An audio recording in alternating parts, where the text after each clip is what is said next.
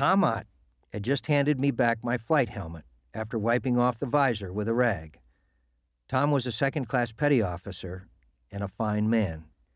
He had been my parachute rigger since I had come aboard the USS Forestal several months earlier. A parachute rigger is responsible for the maintenance and preparation of a naval aviator's equipment. Tom had heard me complain that I often found it difficult to see through my visor, so he always came on deck before launch to clean it one last time. I was a 31-year-old A4 pilot, and like most pilots, I was a little superstitious. I had flown 5 bombing runs over North Vietnam without incident, and I preferred that all pre-flight tasks be performed in the same order as for my previous missions, believing an unvarying routine portended a safe flight. Wiping off my visor was one of the last tasks executed in that routine. Shortly before 11 on the morning of July 29, 1967, on Yankee Station in the Tonkin Gulf, I was third in line on the port side of the ship. I took my helmet from Tom, nodded at him as he flashed me a thumbs up, and shut the plane's canopy. In the next instant, a Zuni missile struck the belly fuel tank of my plane, tearing it open, igniting 200 gallons of fuel that spilled onto the deck, and knocking 2 of my bombs to the deck. I never saw Tom Ott again. Stray voltage from an electrical charge used to start the engine of a nearby F-4 Phantom, also waiting to take off, had somehow fired the 6-foot Zuni from beneath the plane's wing. At impact, my plane felt like it had exploded.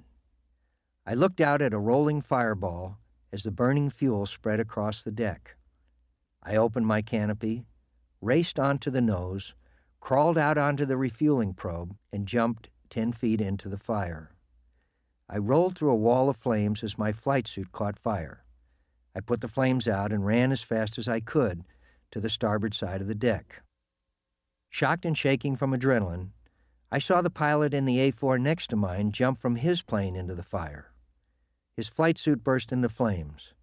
As I went to help him, a few crewmen dragged a fire hose toward the conflagration.